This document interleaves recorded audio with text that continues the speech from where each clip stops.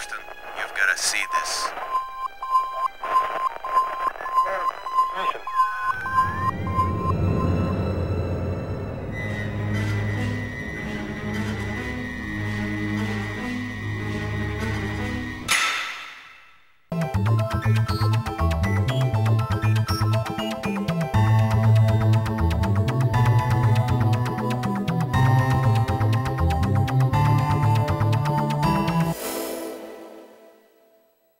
O programa Destaque de hoje está recebendo aqui nos estúdios do Dr.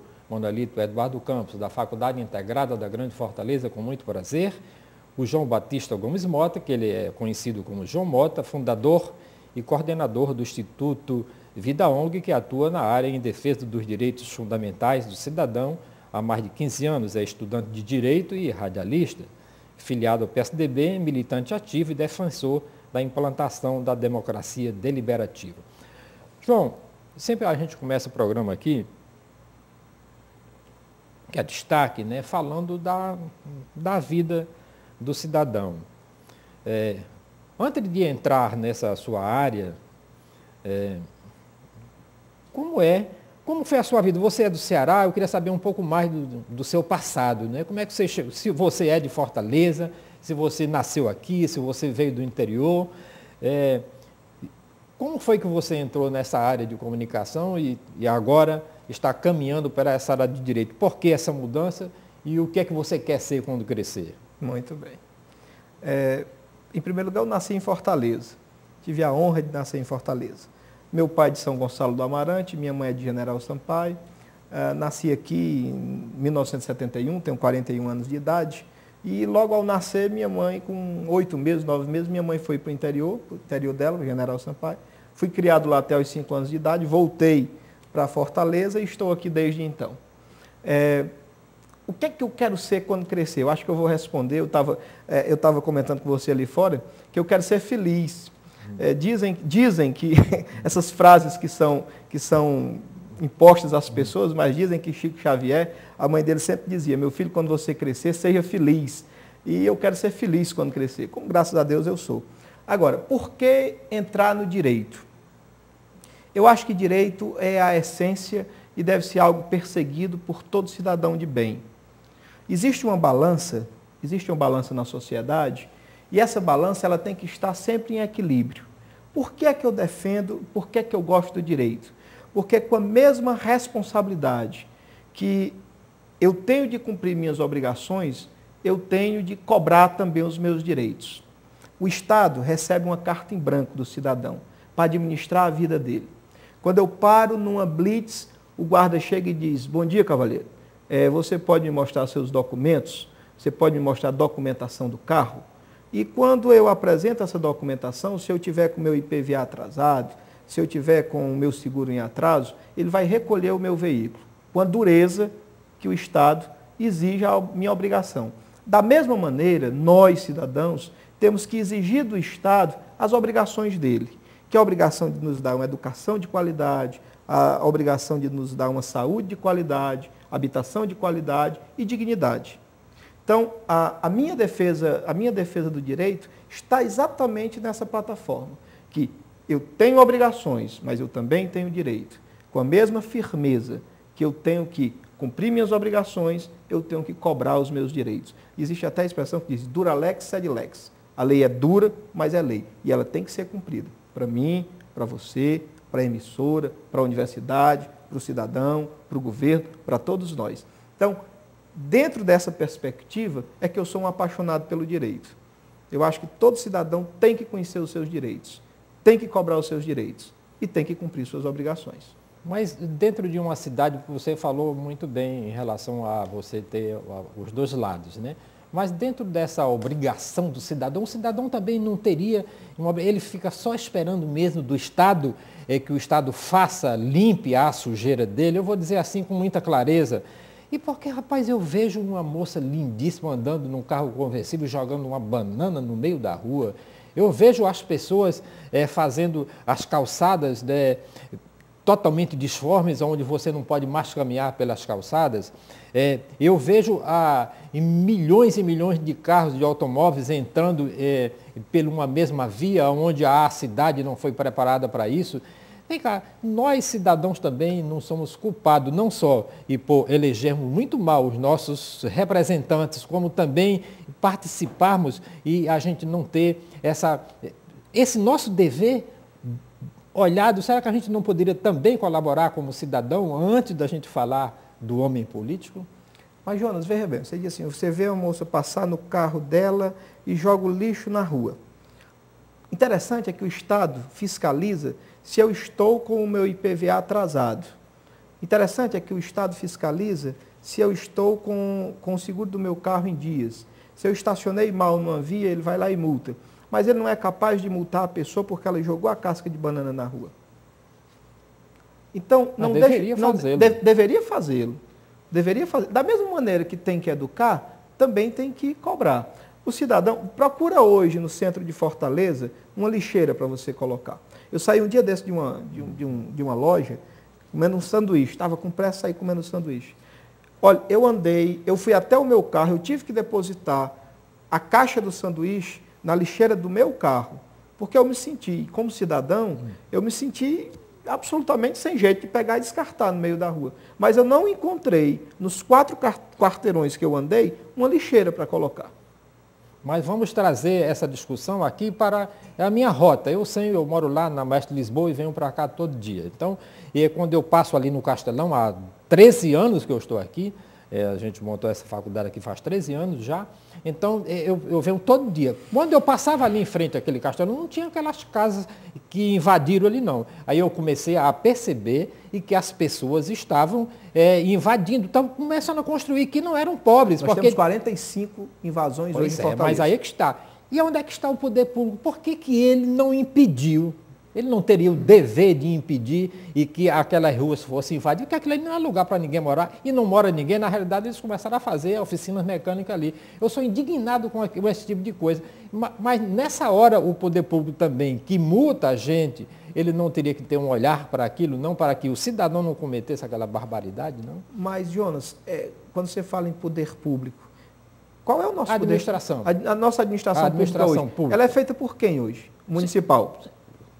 Pelo prefeito constituído, que nós elegemos. Que é de que partido? Se não interessa qual é o partido. Não, mas é porque eu quero chegar na essência disso. Certo? Não interessa qual é o partido. Mas veja bem, cada partido, cada pessoa, tem a sua ideologia.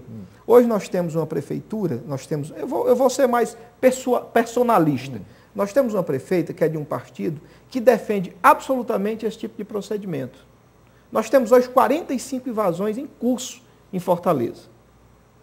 O que é que a Prefeitura de Fortaleza faz a respeito do assunto? Coisa nenhuma.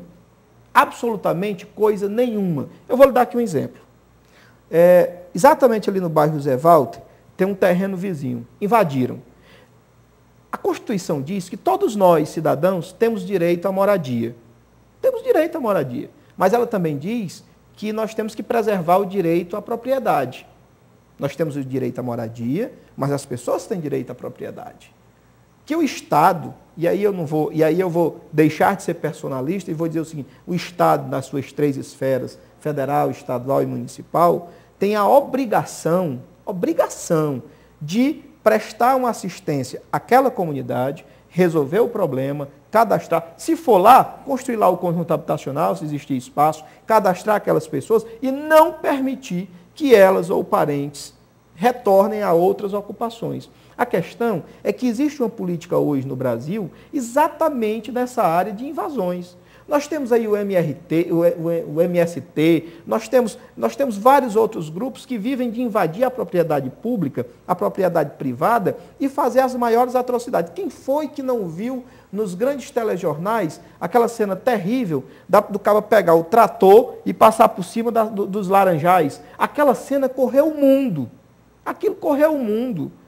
E fizeram que lá nada, eles simplesmente queriam invadir pelo simples fato de invadir. Você acha que eu defendo que um cidadão more numa laje? Defendo não. Eu acho que ele tem que ter a casa dele com dignidade, mas o poder público não pode permitir que ele invada o que não pertence a ele e que leve terror à comunidade que mora em torno, que é o que está acontecendo hoje com 45 invasões. Mas vamos falar de mobilidade pública. Eu tenho aqui na minha cabeça, eu fico muito preocupado, por exemplo, com a Copa do Mundo de 2014, e que a impressão que eu tenho, na quantidade de carros que são emplacados diariamente numa cidade como a nossa, nós vamos congelar. Congelar não é pelo frio, não. Nós vamos ficar em estio, né? Usando a terminologia do condomínio, vamos parar, porque ninguém consegue sair do canto. Estrangular. E porque em um trecho onde você, hoje, em qualquer hora que você sai, não precisa sair também só de manhã não, mas em qualquer hora você sai, você leva, e para você andar, que seria normalmente 15 minutos, você leva 1 hora e meia no tráfego. De que forma uma cidade grandiosa como essa é nossa Fortaleza aqui, poderia resolver um problema de mobilidade urbana? Você tem uma ideia de como isso seria possível? Porque o cara vai ganhar prêmio Nobel, quem encontrar uma solução para isso. Eu vou lhe contar um fato e depois eu vou tentar construir a solução. Essa semana eu estive no centro de Fortaleza para ir no ISEC, que é o antigo IPEC. Eu fui lá deixar uma decisão judicial que amparava uma senhora que precisava colocar uns estentes farmacológicos e eu fui com o oficial de justiça citar o ISEC. Da Avenida Duque de Caxias até o ISEC são 4 a 5 quarteirões. Eu passei 3 horas. 3 horas. Eu passei 3 horas da minha vida. E por que você não foi a pé? Eu não tinha onde deixar o carro, não tinha onde estacionar. Onde é que eu deixava o carro? No meio da rua. Daí seria o caos instalado. Já está, né? Já está. Terminava de instalar o caos. Mas eu digo o seguinte, Jonas, a solução para a mobilidade. A solução para a mobilidade, ela não pode ser dada pelo João Mota, não pode ser dada pelo Jonas, ela tem que ter uma discussão mais ampla. A sociedade tem que sentar com as pessoas que sabem fazer mobilidade. Eu sempre digo o seguinte, as velhas frases que nós atribuímos às pessoas. Dizem que o dono da Ford foi perguntado uma vez a ele uma questão, eu não preciso saber tudo, eu preciso ter o telefone de quem sabe. Então, assim, nós temos especialistas em mobilidade urbana. Essas pessoas precisam sentar com a comunidade, precisam discutir e precisam encontrar soluções. E isso é prático, é fácil de ser feito. Sentar as pessoas para discutir é fácil de ser feito. Agora, precisa existir a vontade de compartilhar esse poder que as pessoas têm, que o prefeito tem. O prefeito tem aquele poder de resolver os problemas da cidade, só que ele não quer compartilhar. E por que ele não quer compartilhar?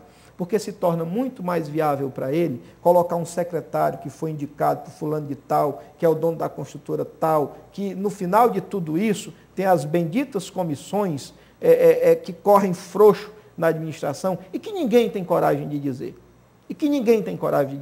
Nós vivemos hoje absolutamente saturados pela corrupção. Mas a corrupção tem solução? Eu diria que a corrupção tem, você consegue amenizar. Solução, dizer que o João Mota, aí eu ganharia o prêmio Nobel. Dizer que o João Mota tem um problema para a corrupção seria desastroso. Eu não diria que eu tenho um problema, eu tenho uma solução para a corrupção, eu ou qualquer outra pessoa. Eu diria que se as instituições funcionarem, se o judiciário funcionar, por que existe a corrupção?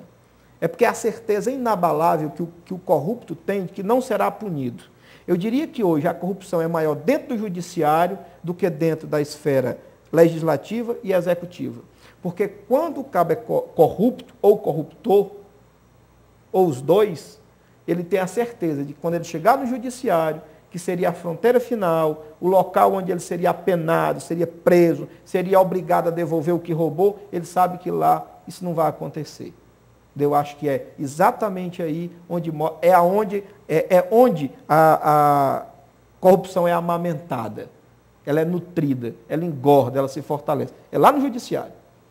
Porque se o deputado, o senador, o governador, o ministro, o cidadão comum, o legislador soubesse que se fosse pego naquele ato, ele seria condenado à pena máxima, ele não faria. A questão é que ele sabe que lá ele consegue dar o jeitinho dele. Vamos falar um pouco de saúde pública. Vem cá, por que é que a gente nunca consegue resolver o problema de saúde pública de uma grande cidade? Esta semana mesmo aqui em Fortaleza, até as grandes empresas, né, de seguro, não, de planos de saúde, né, estão tudo congestionados, os hospitais públicos estão todos congestionados. Vem cá, e por que que ninguém tem uma solução para a saúde, apesar da saúde aparentemente ter melhorado, o acesso à saúde do cidadão ter melhorado? Eu diria que no mundo não existe um modelo de saúde melhor do que a do Brasil. O SUS é o melhor modelo de saúde pública do mundo, indiscutivelmente. Se eu tiver um plano de saúde e eu me sentir mal agora, eu posso correr para o hospital público porque eu sou atendido. Ou não, eu posso correr para o hospital público. Se eu vou ser atendido, eu não sei. Mas que eles vão me acolher, eles vão. Se eu vou ficar numa maca, no corredor, no chão, eu não sei. Mas que eu serei acolhido, eu serei. Também, se eu não tiver nada, eu posso correr para lá que eu também serei atendido. O grande problema hoje, Jonas, na saúde pública, e eu vou falar de Fortaleza especificamente, eu diria que 80% do problema aqui é de logística. O restante, 20%, talvez seja de malversação do recurso que chega para a saúde. Eu não tenho medo de errar. Eu não sei qual é o dia que o programa vai ao ar. Mas eu não tenho medo de errar. Nesse exato instante... O programa está no ar. Está no ar, pronto. Eu não tenho medo de errar. Nesse exato instante, Jonas, 300 pessoas estão nos corredores dos hospitais de Fortaleza, deitados em macas, em ambientes absolutamente insalubres. Eu não tenho medo de errar. Em torno de 120 pessoas, nesse momento, estão precisando de leitos de UTI em Fortaleza. Tem solução? Tem solução. Tem solução. Agora, veja só, hoje nós judicializamos a saúde. Por que nós judicializamos a saúde? Porque o cidadão, ele tem o direito à vida, ele tem o direito à dignidade. Qualquer advogado que juntar esses dois direitos, colocar numa ação de obrigação de fazer e encaminhar para a justiça, o juiz, como um escravo da lei, ele vai ser obrigado a determinar que aquele cidadão que está precisando de um leito de UTI seja transferido imediatamente para um leito de UTI da rede pública, que não existe, ou para um leito de UTI da rede particular, ficando o município ou o Estado na responsabilidade de arcar com a despesa. Isso é absolutamente constitucional. É um direito meu. Eu estou ali morrendo. O advogado colocou isso no papel, o juiz é obrigado a dar. O juiz é obrigado a dar. A educação de Fortaleza está bem, obrigado?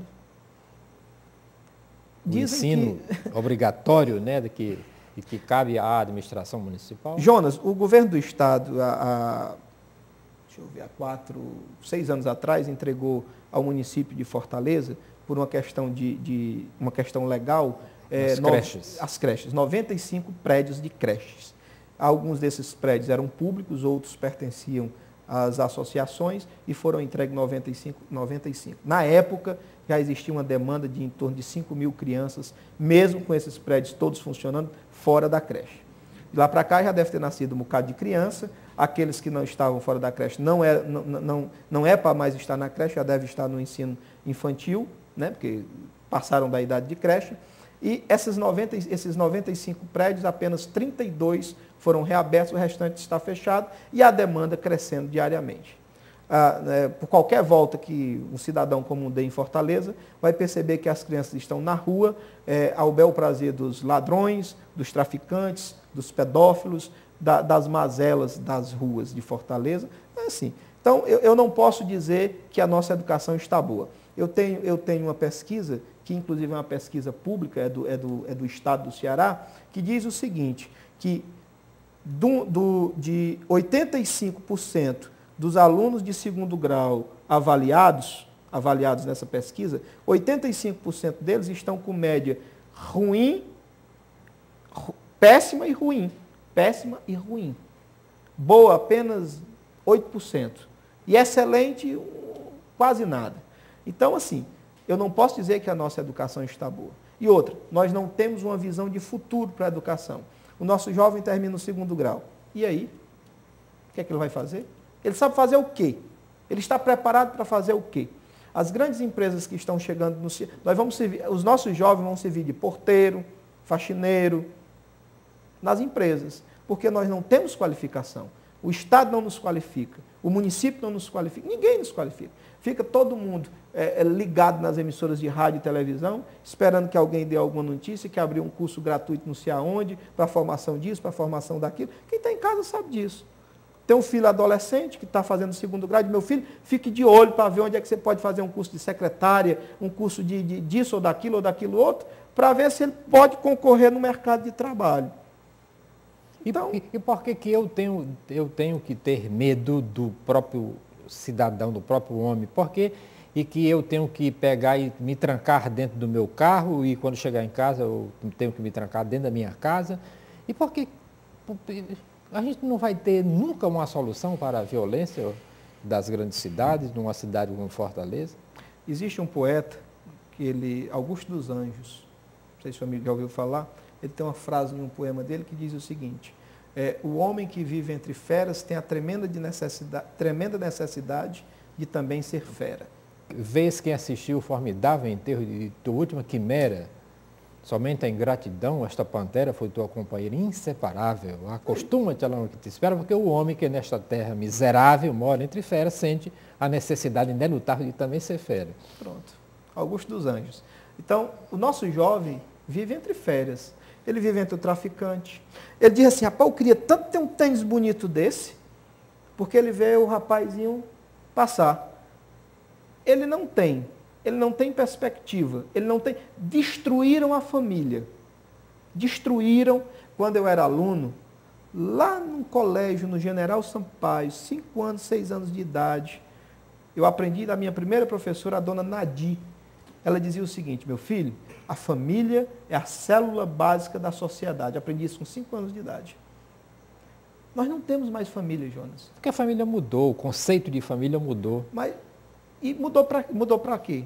O conceito de família mudou porque é uma família hoje, e 2 casais de homens é uma família, e 2 mulheres é uma família. Eu diria que estupraram o conceito de família.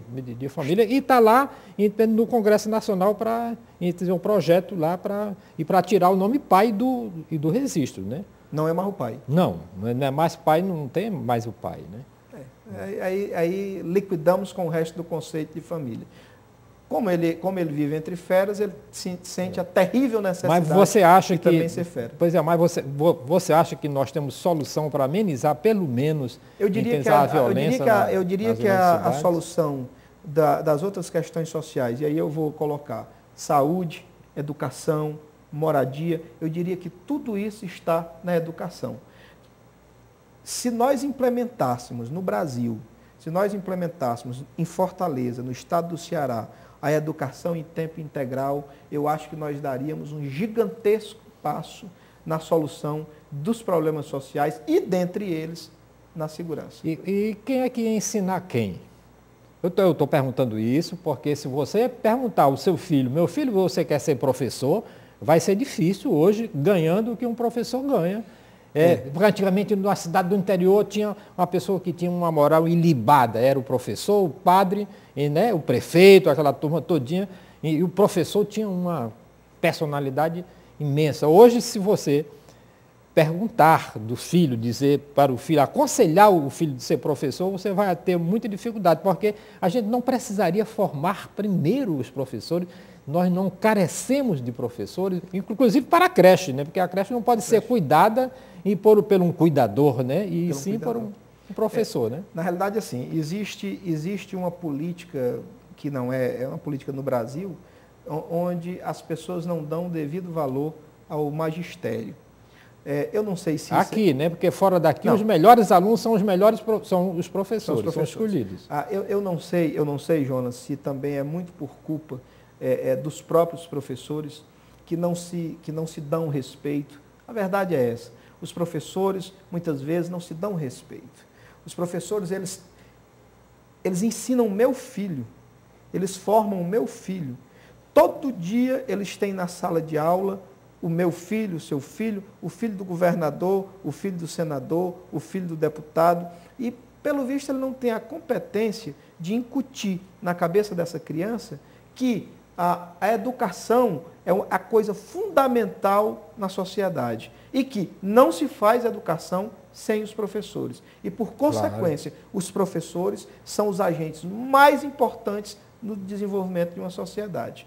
Então, eu acho que é muito culpa do professor, que não consegue transmitir isso para o aluno de maneira que ele compreenda e de maneira que um dia, quando ele for lá exercer o cargo de deputado estadual, de deputado federal, senador, de governador e de prefeito, eu digo, peraí, da mesma maneira que eu defendi aqui, porque a minha professora botou na minha cabeça, desde pequenininho, que A célula básica da sociedade é a família. E com 41 anos de idade, participando do seu programa, hoje eu estou dizendo isso aqui, se o professor mostrar a importância do magistério, a importância da educação, quando ele chegar em qualquer local, ele vai dizer, espera aí, de todas as profissões que existem, de todos os agentes sociais, de todos os agentes públicos, o professor é o mais importante. Porque ele forma todos os outros. Ele né? forma o médico, o advogado, Claro. o engenheiro, ele forma todos, inclusive verdade. o professor. Inclusive o professor. Então, eu acho assim, eu acho que a sociedade tem que perceber isso. Eu lamento a maneira como os professores foram tratados muito recentemente. Lamento profundamente. Eu acho que não é daquela maneira que você trata. Eu vi uma cena, eu estava na Assembleia, tinha um rapaz do choque, com um escudo na mão, um cacetete na outra, com arma de choque. Ele gelou na frente de uma professorazinha baixinha, pequenininha. Ela chegou e bateu no escudo dele e fez assim, ó, pá, pá, pá. Baixou assim e disse, eu sou professora do seu filho. Está lembrada de mim? O caba gelou. Você sabe o que é o caba gelar? Ele deu um passo atrás. Eles têm a ordem de dar sempre um passo à frente. Ele deu um passo atrás. Eu sou o professor do seu filho. Está lembrada de mim? Mas, João Mota, infelizmente o tempo... Aqui a gente conversaria 3 horas, né? Mas o tempo está chegando ao fim, né? Ninguém consegue parar o tempo, né? Só aquele... E só na Bíblia teve alguém que parou o sol, né? Para a luta continuar, né? De lá para cá nunca mais aconteceu. Nunca mais aconteceu. Então você tem 1 minuto para suas considerações finais aqui no programa de Destaque. Jonas, eu queria, assim, agradecer a oportunidade de estar aqui, agradecer a oportunidade de poder falar para o público que lhe escuta, que lhe assiste, que gosta de você, dizer para todos que o Instituto Vida está à disposição. O Instituto Vida é uma ONG que atua nessa área há 15 anos. Nós já conseguimos várias vitórias de salvar vidas realmente. A solução dos problemas de Fortaleza, do Ceará e do Brasil não são fáceis, mas uma coisa eu posso garantir. Todos os problemas do Ceará, de Fortaleza e do Brasil, eles passam por uma coisa chamada democracia deliberativa. Eu acho que as pessoas têm a obrigação de participar de todas as decisões de governo, de políticas públicas. O povo tem que participar, as instituições têm que participar, os professores, os médicos, os advogados, os engenheiros, todos, e a comunidade principalmente. Ok, agradeço muitíssimo a sua presença aqui no programa Destaque, que volta na próxima semana com outra personalidade em destaque aqui pela FGF TV, o seu canal universitário de Fortaleza. Este programa também é exibido através do nosso portal no youtube.com/FGFIES. Se você quiser sugerir nomes para este programa, o nosso e-mail é fgftv@fgf.edu.br.